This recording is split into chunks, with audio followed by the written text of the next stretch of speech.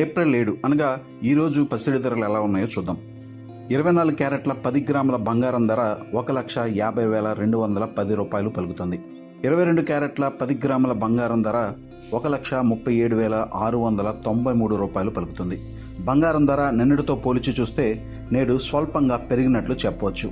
అయినప్పటికీ కూడా బంగారం ధర ఇంకా ఆల్ టైమ్ రికార్డుతో పోల్చి చూస్తే 35,000 రూపాయలు తక్కువగా ట్రేడ్ అవుతున్నట్లు చెప్పవచ్చు.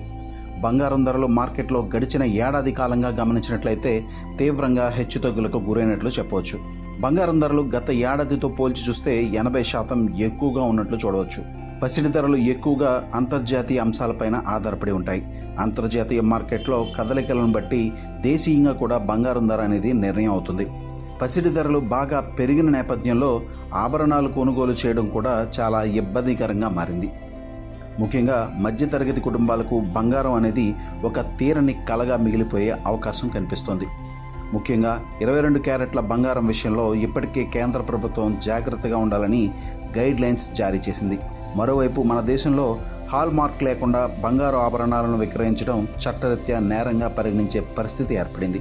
బంగారం ధరలు మార్కెట్లో భారీగా పెరుగుతున్న నేపథ్యంలో ప్రస్తుతం మార్కెట్లో ఇతర ప్రత్యామ్నాయ లోహాలతో బంగారు ఆభరణాలను తయారు చేసుకునేందుకు ఇష్టపడుతున్నారు.